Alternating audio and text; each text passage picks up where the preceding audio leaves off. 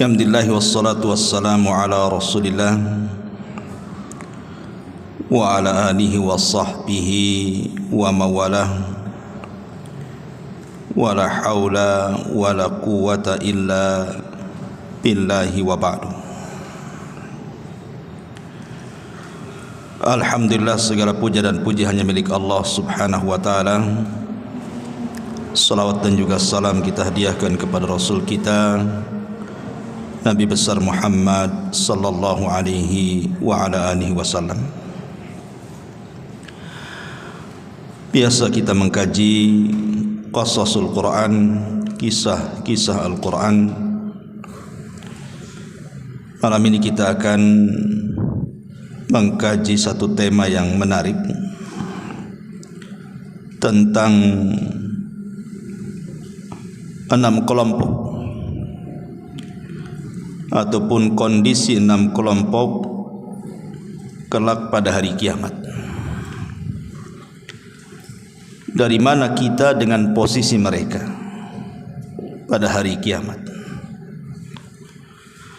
Ma'asyiral muslimin yang dimuliakan Allah subhanahu wa ta'ala, sesuatu yang wajib kita imani dan yang mengkufurinya bisa kufur adalah beriman dengan adanya hari akhir. Karena beriman dengan adanya hari akhir satu di antara rukun-rukun iman. Lah di antara beriman kepada hari akhir itu termasuk juga beriman dengan kejadian-kejadian dan peristiwa yang terjadi kelak pada hari kiamat setelah kematian kita. Ada beberapa kelompok yang dikelompokkan oleh Allah subhanahu wa ta'ala. Apakah kelompok-kelompok ini layak masuk surga, ataukah kelompok ini tidak layak masuk surga? Inilah yang kita akan bahas, 6 kelompok pada hari kiamat, kemana tempat kembali mereka. Ma'asyiral muslimin yang dimuliakan Allah subhanahu wa ta'ala, tidak panjang muqaddimah, kita langsung saja yang pertama, Ashabul Fatrah. Ashabul Fatrah atau orang-orang yang hidup di masa Fatrah. Apa itu Fatrah? Disebutkan dalam surah Al-Maidah ayat ke-19. Allah subhanahu wa ta'ala berfirman di dalam Al-Quran, ya ahlal kitab qad ja'akum rusuluna yubayyinu lakum ala fatratin minar rusul an taqulu ma ja'ana min basyirin wa la nadhir faqad ja'akum basyirun wa nadhir wallahu ala kulli syai'in qadir. Wahai ahli kitab, sesungguhnya Rasul kami telah datang kepada kamu menjelaskan syariat kami kepadamu ketika fatrah. Di sini ada kalimat fatrah, maksudnya terputus pengiriman rasul-rasul. Agar kalian mengatakan tidak ada datang kepada kami seorang pembawa berita gembira ataupun pemberi peringatan. Sesungguhnya telah datang kepadamu pembawa berita dan pemberi peringatan, dan Allah atas segala sesuatu maha mampu. Secara bahasa fatrah itu artinya terputus, tetapi secara istilah di sini artinya orang-orang yang hidup di zaman antara 2 rasul atau 2 nabi. Jadi ajaran rasul yang sudah lewat, sudah hilang, sementara rasul yang akan datang belum muncul. Lah ashabul fatrah ini berada di tengah-tengah tuh. Mengikuti ajaran yang lama sudah hilang, mau mengikuti ajaran yang baru belum ada nabinya. Berarti fatrah itu hidup di antara kekosongan para nabi dan rasul. Itulah yang disebut dengan ashabul fatrah. Sebagian para ulama mengkiaskan ashabul fatrah ini kepada orang-orang yang hidup di pedalaman, mungkin di tengah hutan, tidak ada ustaz datang ke situ, tidak ada pendakwah datang ke situ, mereka tidak kenal apa itu Quran. Mereka hidup ya dari kecil, kemudian sampai dewasa, sampai tua, sampai mati ya di hutan itu saja. Tidak kenal apa itu Islam karena tidak ada yang menyampaikan Islam kepada mereka. Lah orang-orang yang hidup di pedalaman ini juga dikiaskan kepada ashabul fatrah, karena ashabul fatrah tadi orang yang hidup di dalam kekosongan di antara dua nabi atau dua rasul. Ma'asyiral muslimin yang dimuliakan Allah Azza wa Jalla, pertanyaannya, mereka kalau diwafatkan itu kemana kembalinya? Ke nerakakah ke surga? Ini yang kita akan bahas ashabul fatrah ini. Kita akan baca satu hadis. Hadis ini dikeluarkan oleh Al-Imam Ahmad dalam musnadnya dan disahihkan oleh Syekh Nasiruddin Al-Albani rahimahullahu taala dari Al-Aswad ibni Sari. Kita baca.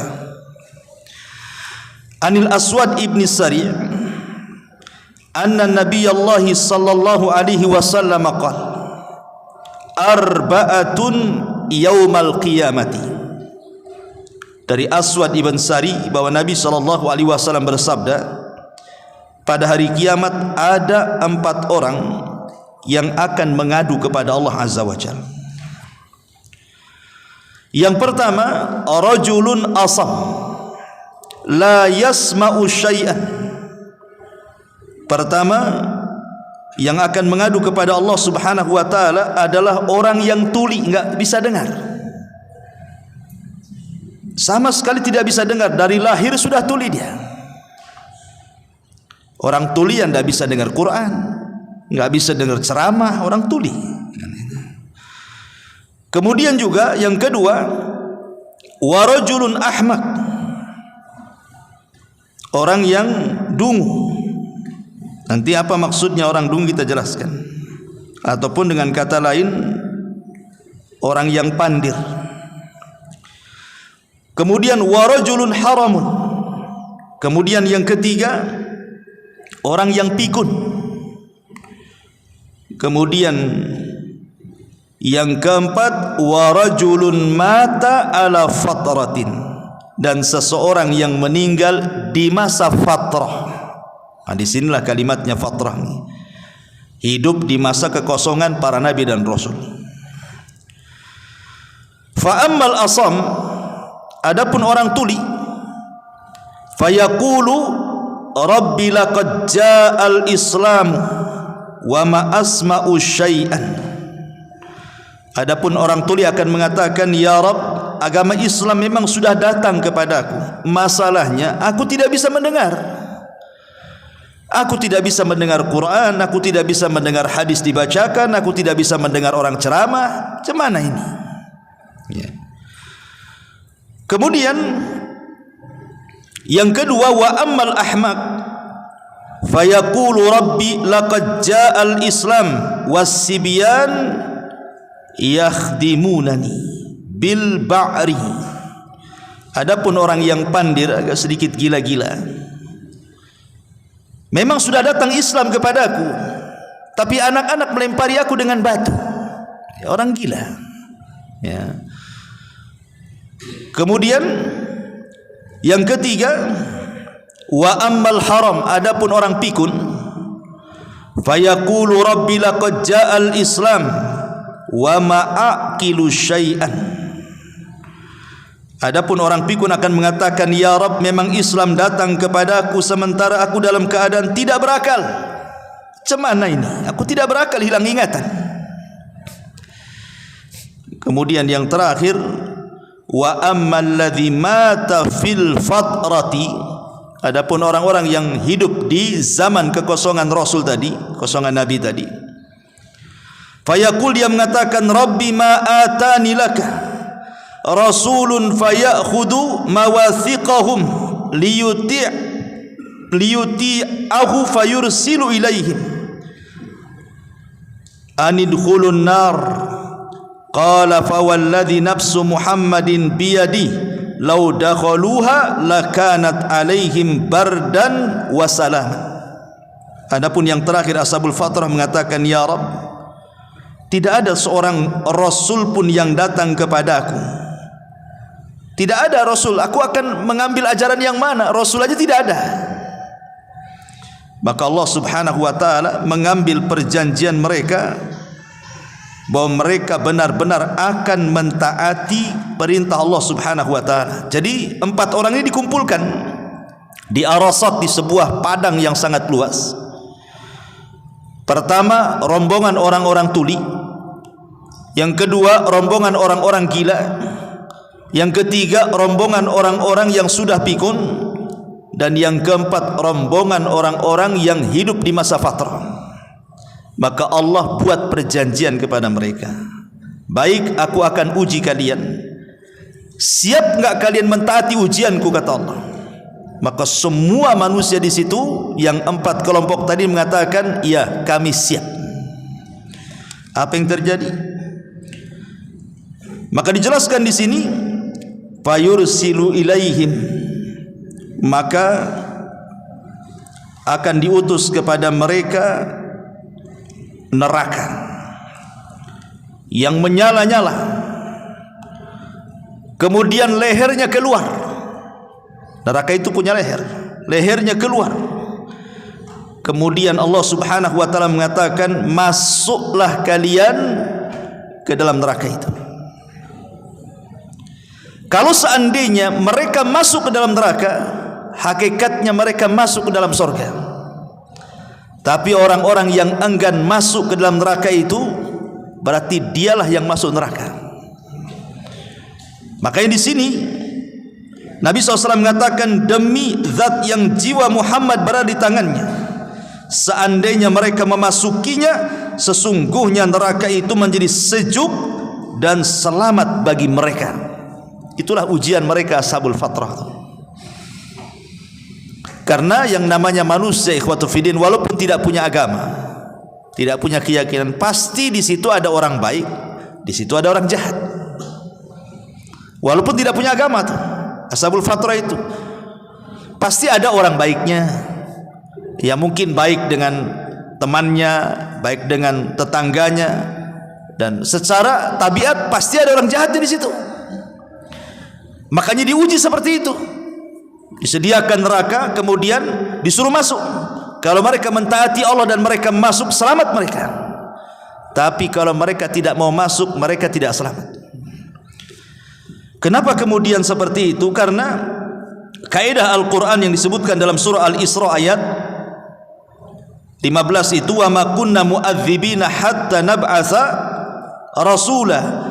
Kami tidak akan mengadab siapapun sebelum Rasul diutus kepada mereka. Dan itu keadilan Allah. Allah itu maha adil, tidak mungkin mengadab sebuah kaum kalau Rasul tidak diutus di situ. Makanya setiap orang yang masuk ke dalam neraka akan ditanya oleh Allah Subhanahu wa taala. Sebagaimana Allah Subhanahu wa taala mengatakan, kullama ulqiya fiha faujun sa'alahum khazanatuhum. Setiap kali sekumpulan orang-orang kafir itu dilempar ke dalam neraka, maka malaikat-malaikat penjaga neraka akan mengatakan, alam ya'tikum nadhir, bukankah sudah datang kepada kalian pemberi peringatan? Qalu, mereka mengatakan, bala, ya sudah sampai. Qad ja'ana nadhirun, peringatan itu sudah sampai kepada kami. Fakadzabna, kami pun mendustakannya. Artinya bahwa kalau seandainya mereka mengatakan tidak ada nabi yang sampai kepada kami, berarti Allah Subhanahu wa taala zalim mengadab mereka. Karena bagaimana mengadab sebuah kaum yang belum datang peringatan kepada mereka? Makanya Allah Subhanahu wa taala akan bertanya kepada penduduk neraka, bukankah sudah datang kepada kalian para rasul? Mereka mengatakan, ya sudah pantas kalian diadab. Karena Allah Subhanahu wa taala tidak mungkin zalim. Karena Allah Subhanahu wa taala zat yang maha adil. Ma'asyiral muslimin yang dimuliakan Allah Subhanahu wa taala. Ini yang pertama, ashabul fatrah. Yang kedua, ashabul a'raf. Dalam Quran itu ada surat namanya surah Al-A'raf. Apa Al-A'raf itu? Disebutkan di dalam surah Al-A'raf ayat 46 sampai 49. Kita baca ayatnya. Allah Subhanahu wa taala mengatakan wa bainahuma hijabun wa 'alal a'rafi rijalun ya'rifuna kullam bisimahum wa nadau ashabal jannah an salamun 'alaikum lam yadkhuluha wa hum yadma'un wa idza surifat absaruhum tilqa'a ashabin nar qalu rabbana la taj'alna ma'al qaumidz zalimin wa nadau ashabal a'raf wa nada ashabul a'raf rijalan ya'rifunahum bisimahum qalu ma aghna ankum jam'ukum wa ma kuntum tastakbirun haula'i alladhina aqsamtum la yanaluhumullahu birahmati udkhulul jannah la khaufun alaihim wala antum tahzanun. Perhatikan surah Al-A'raf ayat 46 sampai 49. Dan di antara keduanya, maksudnya keduanya di sini antara sorga dan neraka, ada tabir yang menghalangi orang-orang ini. Maksudnya orang-orang ini adalah orang-orang yang berada di atas A'raf, tempat tinggi. Dari sini kita tahu bahwa A'raf itu secara bahasa adalah tempat yang berada di ketinggian. Itu disebut A'raf. Tapi maksudnya A'raf di sini artinya orang yang berada di tengah-tengah antara sorga dan neraka. Itulah A'raf. Makanya Allah Subhanahu wa taala mengatakan, dan di antara keduanya penghuni sorga dan neraka ada tabir, dan di atas A'raf tempat yang tinggi itu ada orang-orang yang saling mengenal masing-masing dengan tanda-tandanya. Mereka menyeru penghuni sorga, salamun alaikum, kesejahteraan bagi kalian. Mereka belum dapat masuk, tetapi mereka ingin segera masuk. Dan apabila pandangan mereka dialihkan ke arah penghuni neraka, mereka berkata, ya Tuhan kami, janganlah engkau tempatkan kami bersama orang-orang zalim itu. Dan orang-orang yang di atas tempat tinggi ashabul a'raf itu menyeru orang-orang yang mereka kenal dengan tanda-tandanya sambil berkata, harta yang kalian kumpulkan dan apa yang kalian sombongkan ternyata tidak ada manfaatnya buat kamu.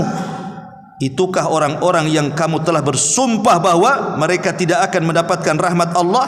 Maka Allah berfirman, masukkanlah kamu ke dalam sorga, tidak ada rasa takut padamu dan kamu tidak pula bersedih hati. Dari ayat ini kita tahu bahwa ashabul a'raf itu maksudnya orang yang berada di tempat yang tinggi di tengah-tengah antara sorga dan neraka. Dia di tengah-tengah saja tuh. Pertanyaannya, orang yang hidup di tengah-tengah sorga dan neraka ini kemana tempat kembalinya? Dan siapa A'raf ini? Kenapa diletakkan di tengah-tengah sorga dan neraka tuh? Baik, kita akan mengambil beberapa pendapat para ulama.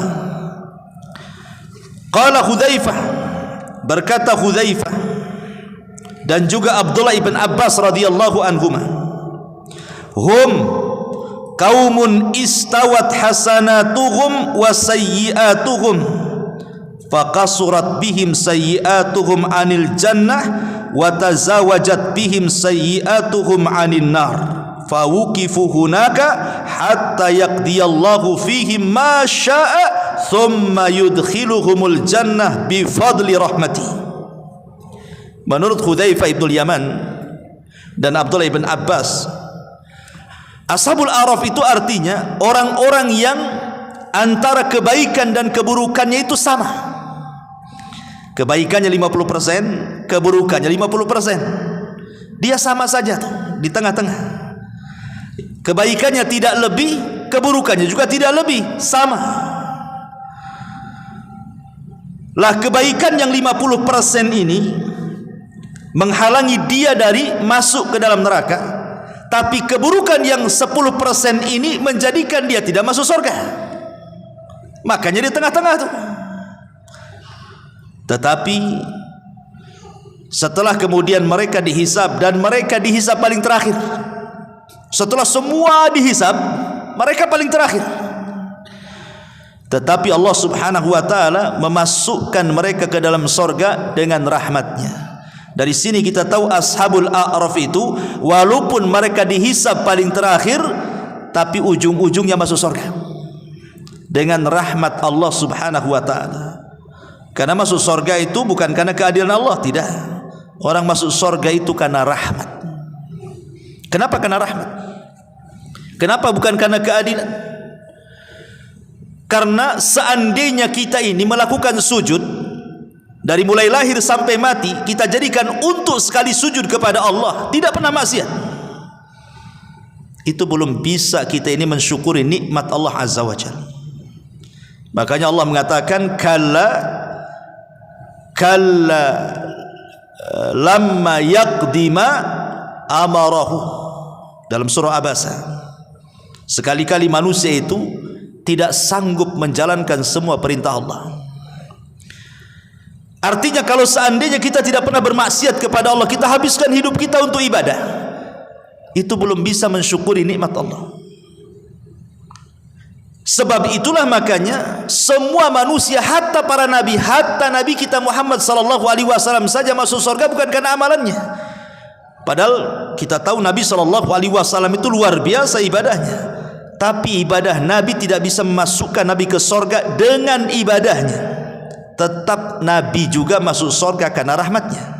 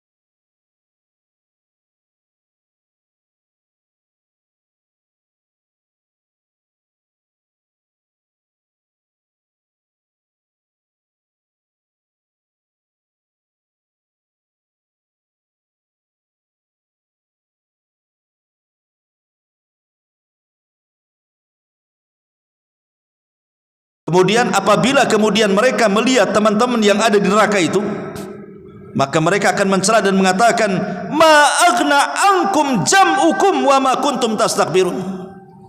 Lihat, harta yang kalian kumpulkan di dunia rupanya tidak bermanfaat sedikit pun bagi kalian, dan kesombongan kalian menjadikan kalian masuk ke dalam neraka, katanya. Dicela sama Ashabul A'raf. Tetapi kalau seandainya mereka memandang ke surga, maka mereka mengatakan, ya Allah, masukkan segera aku ke surga, masukkan aku segera ke surga. Tapi tidak juga dimasukkan, sampai betul-betul semua manusia dihisab, baru mereka terakhir, baru mereka dimasukkan ke dalam surga. Ini pendapatnya Abdullah bin Mas'ud radhiyallahu anhu. Tetapi ada juga pendapat-pendapat yang lain Ashabul A'raf itu, seperti Imam dikatakan, mereka adalah kaumun kharaju fil ghazwati bi ghairi idzni abaihim. Mereka adalah orang-orang yang keluar jihad, berjihad di jalan Allah, berperang, tapi mereka tidak mendapatkan izin orang tuanya, kemudian mereka mati syahid. Syahidnya mereka, harusnya mereka masuk ke dalam sorga, tapi karena mereka tidak dapat izin orang tua, dianggap durhaka. Itu pula yang kemudian menyebabkan masuk neraka. Jadi tengah-tengah jadinya. Masuk sorga karena syahidnya, tapi tidak bisa masuk sorga karena punya dosa durhaka kepada orang tuanya. Nah, jadi tengah-tengah akhirnya. Itu satu pendapat juga yang mengatakan seperti itu. Ada juga yang mengatakan bahwa Ashabul A'raf di sini adalah hum qaumun radiya anhum ahadul abawaini dunal akhar, ataupun orang yang bermuamalah dengan kedua orang tuanya. Ibunya redha dengan kita tapi bapaknya tidak redha, atau sebaliknya. Keredoan salah satunya menjadikan dia masuk surga, tapi tidak redha salah satunya menjadikan dia masuk neraka jadinya. Nah, jadi tengah-tengah tuh. Makanya mencari redha kedua orang tua, bukan salah satu dari orang tua gitu maksudnya. Jadi orang-orang yang kemudian hanya mencari redha satu saja dan mengabaikan yang lainnya, itulah Ashabul A'raf. Ada juga yang berpendapat seperti itu. Ma'asyiral muslimin yang dimuliakan Allah Azza wa Jalla. Dan banyak lagi pendapat-pendapat yang lain, tetapi pendapat yang masyhur dari kalangan ulama mufassirin, ahli tafsir, adalah pendapat yang pertama tadi. Orang-orang yang seimbang antara kebaikan dan keburukannya, mereka lah Ashabul A'raf, tapi ujung-ujungnya mereka pun masuk ke dalam surga. Ini kelompok yang kedua. Kelompok yang ketiga, mereka adalah orang-orang yang meninggal di waktu bayi. Mereka orang-orang yang meninggal di waktu bayi. Dan orang-orang yang meninggal di waktu bayi ini kan ada macam-macamnya kan. Ada anak dari orang-orang Islam, bayi-bayi orang Islam, tapi juga ada bayi-bayi orang kafir. Apakah bayi orang Islam ini beda dengan bayi orang kafir kelak pada hari kiamat? Tempat mereka itu mungkin bayi orang Islam masuk surga, bayi orang kafir masuk neraka kan ikut bapaknya, atau gimana? Ma'asyiral muslimin yang dimuliakan Allah Subhanahu wa taala. Adapun masiru atfalil muslimin, kembalinya anak-anak kaum muslimin yang meninggal sebelum balik, maka sepakat para ulama, kata Imam Ibnu Katsir, fa amma wildanul mu'minina fala khilafa bainal ulama. Adapun bayi-bayi orang mukmin yang meninggal di waktu kecil, tidak ada khilaf ulama, mereka masuk surga. Tidak ada khilaf ulama, mereka masuk ke dalam surga. Sebagaimana juga dinukilkan oleh Al-Qadi Abu Ya'la Ibn Farra Al-Hambali dari Imam Ahmad Ibn Hanbal rahimahullahu ta'ala, di mana Imam Ahmad mengatakan la yakhtalifu fihim annahu min ahlil jannah. Tidak ada satupun ulama berselisih, kata Imam Ahmad, bayi-bayi ini masuk surga. Yang diperselisihkan para ulama adalah bayi-bayinya orang kafir. Kemana tempat kembalinya tuh bayi-bayi orang kafir itu? Pendapat yang pertama, annahum fil jannah, mereka tetap masuk surga sama dengan bayi-bayi orang-orang yang beriman, karena mereka terlahir fitrah tidak punya dosa. Lalu apa sebabnya mereka masuk neraka? Orang masuk neraka itu karena punya dosa. Bayi ini belum punya dosa, maka mereka di surga. Kemudian pendapat yang lain, annahum alal a'raf, mereka dikategorikan sebagai ashabul a'raf dalam kelompok yang kedua. Mereka masuk dalam ashabul a'raf, kelompok yang kedua. Ini satu pendapat. Pendapat yang kedua, annahum ma'a abaihim finnar, tetap bayi-bayi orang kafir ikut bapaknya di neraka. Dan ini pendapat yang dinasabkan kepada Al-Qadi Abu Ya'la. Kemudian juga pendapat yang ketiga, tawakuf, tidak mau mengatakan bayi-bayi orang kafir di sorga, ataupun tidak mau mengatakan bayi-bayi orang kafir di neraka. Seperti ucapan Hammad ibn Zaid, Hammad ibn Salamah, Al-Imam Ibnul Mubarak, kemudian Imam Ishaq ibn Rahawi dan yang lainnya mengatakan, aku tidak bisa memastikan apakah mereka di sorga atau neraka. Tawakuf, diam. tidak mau berpendapat. Kemudian pendapat yang keempat, annahum khadamu ahlil jannah. Mereka adalah masuk ke dalam sorga tapi akan jadi pembantu, akan menjadi pembantu-pembantu penduduk sorga. Seperti Allah mengatakan dalam Al-Quran, wildanun mukhalladun bi aqwabin wa abarika wa ka'sim min ma'in. Mereka akan dijadikan anak-anak yang kemana-mana bawa gelas, bawa teko, melayani orang-orang yang ada di sorga itu. Itu pendapat yang keempat. Mereka adalah khadamu ahlil jannah.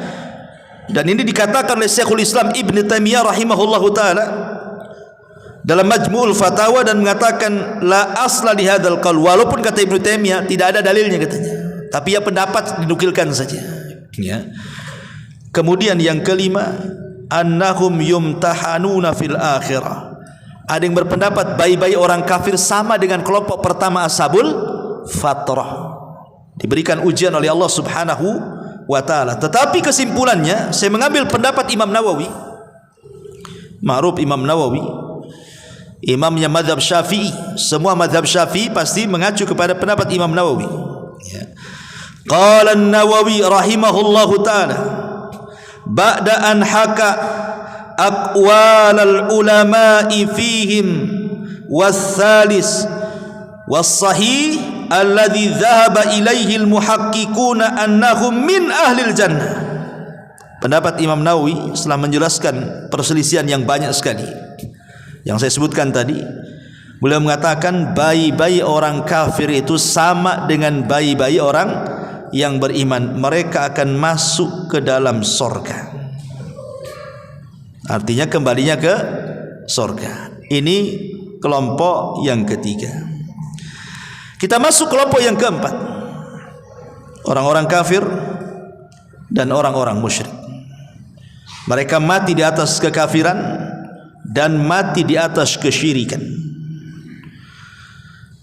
Maka Allah Subhanahu wa ta'ala dengan tegas mengatakan dalam surah Al-Bayyinah ayat 6, innal ladzina kafaru min ahlil kitabi wal musyrikina fi nari jahannama khalidina fiha. Sesungguhnya orang-orang kafir dari kalangan ahli kitab, maksudnya Yahudi dan Nasrani, dan orang-orang musyrik, maka mereka akan dimasukkan ke dalam jahanam dan mereka dikekalkan di dalamnya selama-lamanya. Jadi kelompok yang keempat ini masuk neraka, tidak akan keluar. Siapa mereka?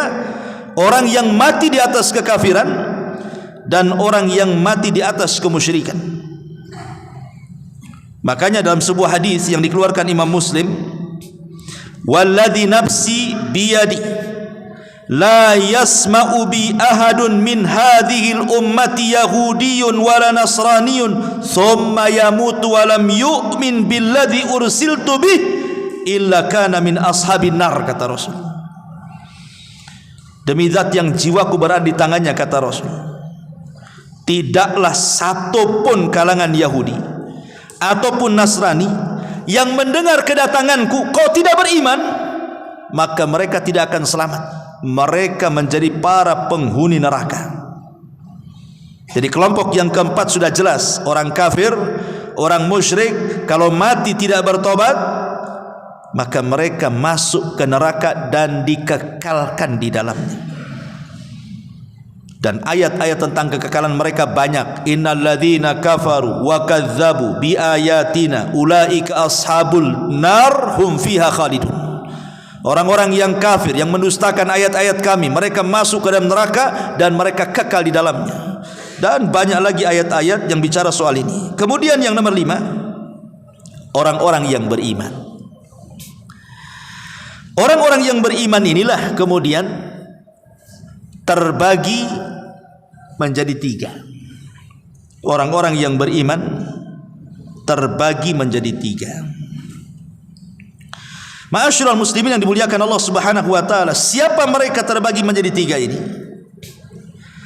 Yang pertama, orang-orang yang beriman yang dibagi 3 ini, yang pertama mereka adalah yang disebut dengan as-sabiqunal as-sabiqun as-sabiqunal as-sabiqun. Saya baca dulu ayatnya. Dalam surah Fatir 32. Dalam surah Fatir 32 disebutkan 3 kelompok orang-orang yang beriman ini.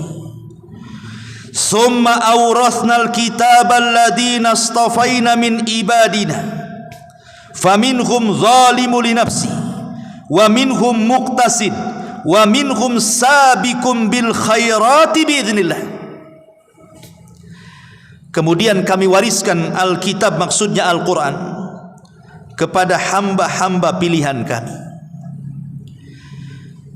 Kemudian orang-orang yang beriman terhadap Quran ini terbagi menjadi 3. Faminhum zalimun li nafsi. Di antara mereka ada yang mendolimi diri mereka. Ini yang pertama. Kemudian yang kedua, di antara mereka muqtasid, tengah-tengah. Kemudian yang ketiga, wa minhum sabiqun bil khairat. Dan yang ketiga, orang-orang yang berlomba-lomba dengan kebaikan dengan izin Allah Subhanahu wa ta'ala. Baik, kita rinci satu-satu. Ma'asyiral muslimin yang dimuliakan Allah Subhanahu wa ta'ala. Adapun yang pertama, disebutkan para ulama yang qasimun nas yaumal qiyamah ila thalathati asnaf. Manusia pada hari kiamat, maksudnya dari orang-orang yang beriman, terbagi menjadi 3 kelompok. Kaumun an yaminil arsy. Ada satu kaum yang diletakkan di kanan arsy. Di kanannya arsy, sebelah kanan arsy. Wa humul ladzina kharaju min syikki adamil aiman. Dan merekalah orang-orang yang ruhnya keluar dari sebelah bahu kanannya Adam. Wa yu'tauna kutubahum bi aimanihim. Dan mereka yang mengambil catatannya ketika dihambur-hamburkan Allah dengan tangan kanannya.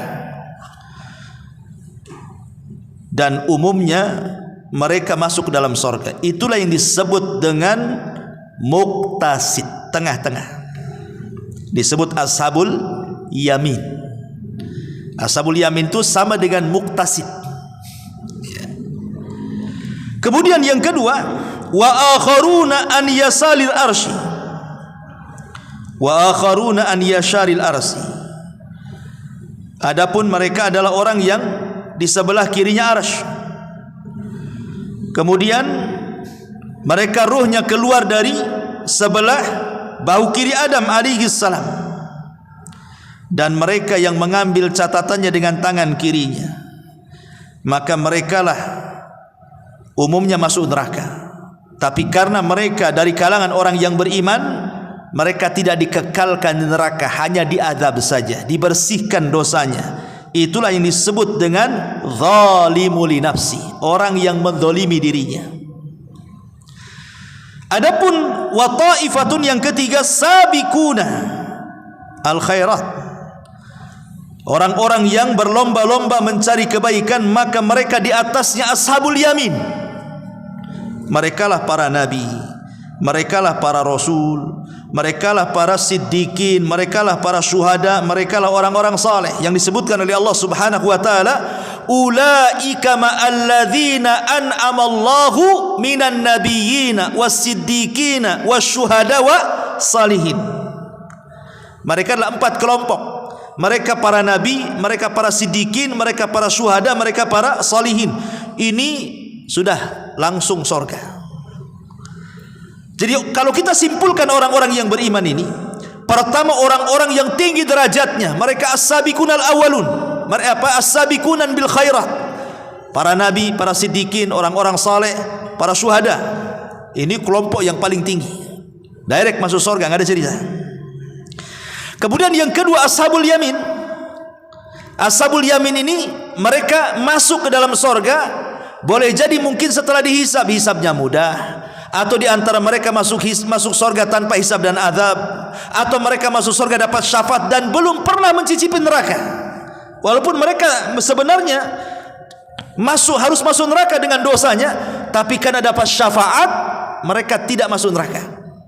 Mereka masuk ke dalam surga. Adapun yang ketiga ini, mereka harus masuk neraka dulu. dibersihkan dulu dosanya, baru setelah itu dikeluarkan dari neraka dan dimasukkan ke dalam surga. Inilah tingkatan orang-orang yang beriman di akhirat. Ya, tingkatan orang-orang yang beriman di akhirat. Adapun kenapa dijadikan tingkatan seperti ini?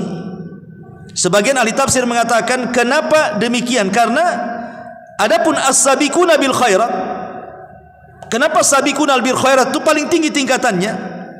Dijelaskan oleh ahli tafsir karena mereka adalah al-fa'ilu bil wajibatil wal mustahabati at-tariku lil muharramati wal makruhati wa ba'dul mubahat. Karena mereka orang-orang yang melaksanakan kewajiban, melaksanakan sunnah, meninggalkan yang haram, meninggalkan yang makruh, bahkan yang mubah pun ditinggalkan. Siapa yang bisa melakukan ini, ikhwan? Kecuali para nabi. Yang wajib, yang sunnah dikerjakan, yang haram, yang makruh ditinggalkan, yang mubah saja ditinggalkan, karena tidak ada manfaatnya. Makanya mereka ini kelompok yang paling tinggi. Ini disebut sabiqum bil khairat. Adapun muktasid tengah-tengah, al-muaddi lil wajibat, at-tariku lil muharramat, wa qad yatruku ba'dal mustahabbat wa yaf'alu ba'dal makruhat. Mereka adalah orang-orang yang melaksanakan kewajiban, meninggalkan yang diharamkan, dan terkadang mereka meninggalkan yang sunnah, dan terkadang mereka melakukan yang makruh. Berarti kan ada kurangnya di sini. Ya, mereka melaksanakan yang wajib, mereka meninggalkan yang haram, tapi terkadang mereka tidak melakukan sunnah, terkadang mereka melakukan yang makruh, walaupun tidak ke yang haram. Makanya di tengah-tengah dia. Adapun zalimul nafsi yang terakhir, al-mufritu fi fi'li ba'dil wajibat, yang meremehkan sebagian kewajiban-kewajiban yang diwajibkan kepadanya, al-murtaqibu li ba'dil muharramat, bahkan mungkin juga melaksanakan sebagian yang diharamkan. Mungkin jatuh ke zina, mungkin jatuh ke khamar, mungkin jatuh ke judi, mungkin jatuh ke ghibah, dan begitu seterusnya. Tapi dia terkadang meninggalkan yang lain tapi mengerjakan yang lain. Begitu juga kewajiban, dia meremeh-remehkan kewajiban, makanya dia diletakkan yang paling bawah. Inilah kelompok yang kelima. Adapun yang terakhir, yang keenam, adalah bicara tentang kemana tempat kembali hewan, binatang-binatang. Kemana tempat kembali mereka, binatang-binatang itu? Setelah mereka mati semua, kemana binatang-binatang itu tempat kembalinya? Ma'asyiral muslimin yang dimuliakan Allah Subhanahu wa taala, karena Allah mengatakan wa idzal wuhushu husyirat, karena pada hari kiamat semua binatang akan dikumpulkan. Di sini Allah Subhanahu wa taala menyebutkan binatang yang paling buas dulu. Wa idzal wuhush, wuhush itu binatang buas, artinya Allah hanya menyebutkan sebagian untuk secara keseluruhan. Jadi semua akan dikumpulkan, dari yang buas sampai ke yang jinak. Semua dikumpul. Tidak ada satupun binatang yang hidup di bumi kecuali akan berkumpul di padang mahsyar. Untuk apa? Karena kenapa kemudian mereka kok dibangkitkan juga? Ini disebutkan dalam Al-Quran surah Al-An'am, wa amma wa ma min dabatin fil ardi wala ta'irin yatiru bijanahaihi illa umamun amsalukum ma farratna fil kitabi min syai'in thumma ila rabbihim yuhsyarun. Dan tidaklah binatang yang melata di bumi, tidak pula burung yang terbang dengan kedua sayapnya, kecuali mereka juga umat sama seperti kalian. Dan kami tidak pernah meninggalkan sedikit pun kecuali sudah jelas dalam Quran. Kemudian mereka pada hari kiamat akan kembali kepada Rabb mereka. Untuk lebih jelas lagi, kita baca hadis Abu Hurairah radhiyallahu anhu yang dikeluarkan oleh atau yang disahihkan oleh Syekh Albani rahimahullahu ta'ala dalam kitabnya Silsilatus Sahihah. Dari hadis Abi Hurairah radhiyallahu anhu, Nabi sallallahu alaihi wasallam mengatakan, la tu'addunnal huquq ila ahliha yaumal qiyamah hatta yuqada lisyatil jalha minasyatil qarna. Sungguh kalian akan mengembalikan hak-hak yang kalian rampas di dunia kelak pada hari kiamat. Artinya akan ada kisos pada hari kiamat. Dan inilah keadaan Allah. Sebab kalau tidak ada kisos pada hari kiamat, tidak ada hisab pada hari kiamat, enak kali orang zalim itu. Mereka menzalimi orang, tapi mereka tidak diapa-apain di dunia, tidak dapat apa-apa, di akhirat tidak dapat apa-apa. Enak sekali mereka. Makanya orang-orang zalim itu, seandainya di dunia Allah Subhanahu wa taala tidak balas, bukan berarti mereka selamat, tidak. Di akhirat ada hak yang mereka akan dituntut oleh orang-orang yang pernah dizaliminya. Kemudian Rasul mengatakan sampai kepada binatang. Binatang juga ada hisabnya, ada kisosnya. Sampai-sampai kata Rasulullah, hatta yuqada lisyatil jalha minasyatil qarna. Sampai-sampai kambing yang tidak bertanduk, yang ditanduk-tanduk oleh kambing yang bertanduk di dunia, maka mereka akan balik menanduk di akhirat. Jadi kalau seandainya ada kambing yang bertanduk, nanduk kawan yang tidak bertanduk, mungkin yang jantan, yang betina tidak bertanduk, ditanduk pula kawannya. Nanti pada hari kiamat tanduknya akan diambil, kemudian diletakkan kepada kambing yang tidak bertanduk. Kemudian Allah katakan, tanduk dia sebagaimana dia menanduk kamu di dunia. Berapa banyak dia menanduk, kau tanduk sebanyak itu. Begitu maksudnya. Ini permisalan saja kambing. Artinya semua binatang semua akan dikisas. Karena kita tahu bahwa binatang ini mereka biasa di alam liar itu. Mereka hidup di rimba, ikhwan. Kadang-kadang harimau ya memakan kancil dan begitu seterusnya kan. Buaya makan apa dan begitu seterusnya. Nanti di hari kiamat yang pernah memakan binatang yang dia akan dimakan dengan binatang yang pernah dimakannya. Itu sebagai kisosnya. Tetapi kalau semua, dan itu dalam bentuk keadilan ya, kalau semua sudah dikisos, binatang itu sudah mendapatkan keadilan, lalu kemana tempat kembali mereka, pertanyaannya? Apakah mereka masuk surga? Dikumpulkan bersama manusia? Tidak. Setelah terjadi hisab, Allah Subhanahu wa taala katakan dalam sebuah hadis, kunu turaba. Jadilah kalian tanah. Maka setelah terjadi kisos dan hisab bagi binatang, semua binatang jadi tanah. Artinya tidak ada yang masuk surga, tidak ada yang masuk neraka. Lah kisos-kisos binatang itu disaksikan manusia. Disaksikan manusia. Lah orang-orang kafir ketika melihat binatang-binatang itu, mereka jadi tanah setelah kisos dan hisab itu. Apa kata orang kafir disebutkan dalam surah An-Naba? Ya laitani kuntu turaba. Duhai kiranya ya Rabb, aku jadi tanah seperti binatang-binatang itu. Mungkin? Mustahil. Orang kafir harus dihisab. Ma'asyiral muslimin yang dimuliakan Allah Subhanahu wa taala. Dari sini kalau kita boleh simpulkan dari pengajian dari awal sampai akhir, ya. Manusia itu sebenarnya terbagi menjadi 3. Cuman saya kan dirinci saja, tapi globalnya sebagaimana disebutkan oleh Syekh Abdullah ibn Baz atau Syekh bin Baz rahimahullahu taala. Beliau mengatakan bahwa manusia itu sebenarnya cuma ada 3 kelompok di akhirat. Pertama orang kafir, jelas mereka akan diadab, masuk neraka, dikekalkan di dalamnya, termasuk orang musyrik di situ. Kemudian yang kedua, orang-orang yang beriman yang sampai ke taraf takwa, maka mereka direct masuk surga, tidak ada cerita. Kemudian yang ketiga, orang yang beriman yang dilumuri dosa. Maka orang-orang yang beriman yang dilumuri dosa ini, yang disebut dengan usat minal muwahhidin, ahli maksiat dari kalangan ahli tauhid, maka mereka akan diazab sesuai dengan kadar dosanya. Sesuai dengan kadar dosanya. Kalau seandainya dia di dunia umpamanya memakan harta anak yatim, maka jelas Allah mengatakan alladzina ya'kuluna amwalal yatama zulman innama ya'kuluna fi butunihim nara. Orang-orang yang memakan harta anak yatim di dunia, maka di akhirat dia akan makan api neraka di perutnya. Berarti jelas hukumannya. Atau seandainya mereka adalah orang-orang yang memakan riba, maka Allah mengatakan alladzina ya'kuluna riba la yaqumuna illa kama yaqumu illa kama yatakhabbatuhu syaitanu minal mas. Illa kama yakumul ladzina yatakhabbatuhu syaitanu minal mas. Orang-orang yang makan riba di dunia, nanti pada hari kiamat seperti orang kesurupan, jungkir balik sana sini, seperti orang kesurupan setan. Karena di dunia kalau orang sudah dikuasai riba, dia nggak kenal apa-apa, karena sudah terlampau nikmat dengan ribanya, seperti orang kesurupan. Itu juga dibangkitkan seperti itu.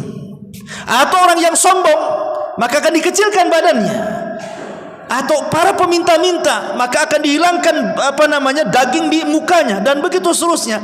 Jadi para usad minal muwahhidin, kalangan ahli tauhid yang bermaksiat, maka mereka diazab sesuai dengan dosanya. Apabila sudah bersih dosanya, maka ahli sunnah wal jamaah tidak seperti khawarij dan tidak seperti mu'tazilah. Ahli sunnah wal jamaah mengatakan para pelaku dosa besar, mereka tidak kafir di dunia dan mereka tidak kekal di akhirat. Tetapi orang khawarij mengatakan para pelaku dosa besar di dunia kafir, di akhirat masuk neraka dan tidak akan pernah keluar. Beda pula dengan mu'tazilah, di dunia tidak mukmin, tidak kafir, tapi di akhirat sama dengan orang-orang khawarij, dikekalkan di dalamnya. Maka kita menyelisih mereka. Kita katakan para pelaku dosa besar di dunia mereka tetap mukmin tapi kurang imannya karena mereka bermaksiat.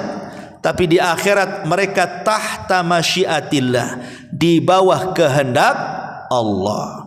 Itulah yang Allah katakan dalam Al-Quran, innallaha la yaghfiru an yushraka bihi wa yaghfiru ma duna dzalika liman yasha.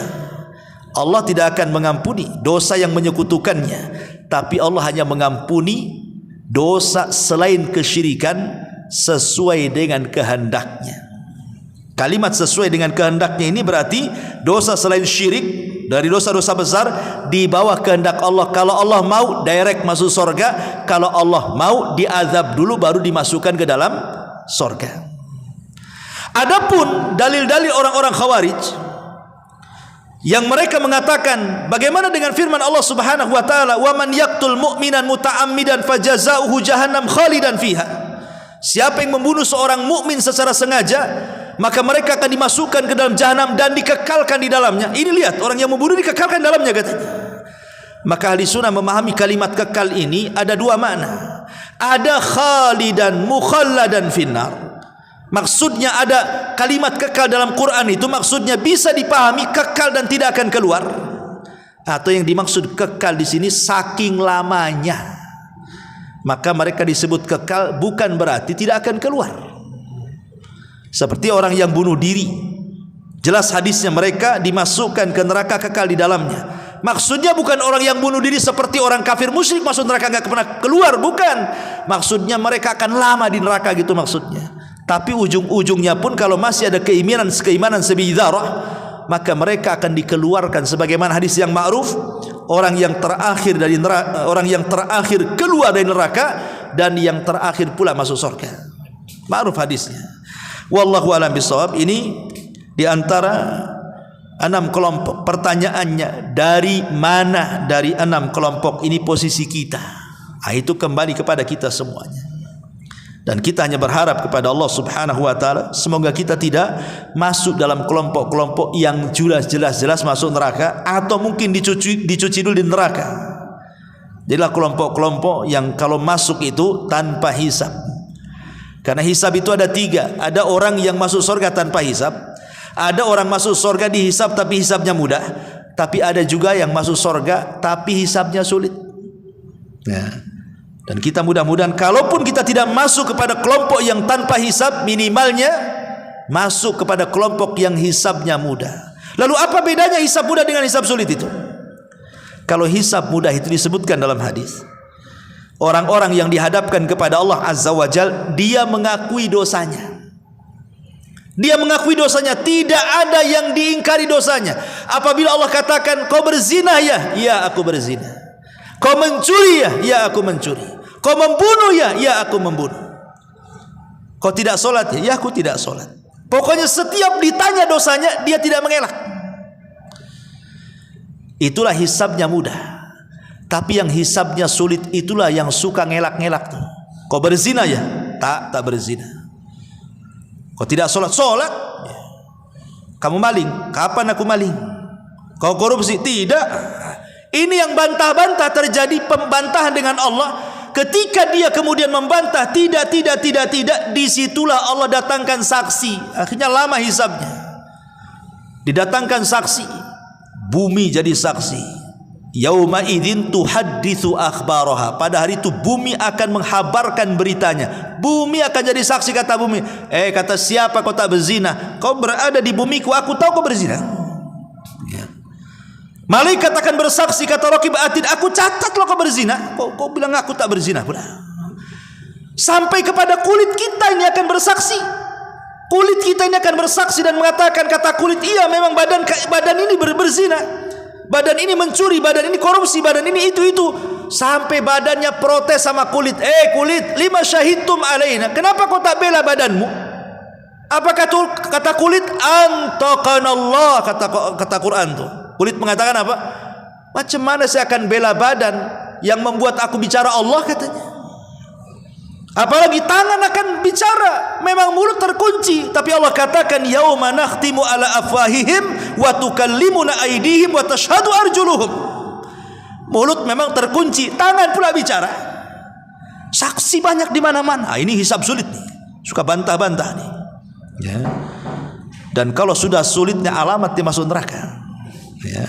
Ma'asyiral muslimin yang dimuliakan Allah Subhanahu wa taala, inilah di antara perkara-perkara yang penting kita imani tentang beriman kepada hari akhir. Wallahu a'lam bishawab. Mudah-mudahan ada manfaatnya. Kita tutup dengan doa kafaratul majlis. Subhanaka bihamdika asyhadu an la ilaha illa anta astaghfiruka wa atubu ilaik.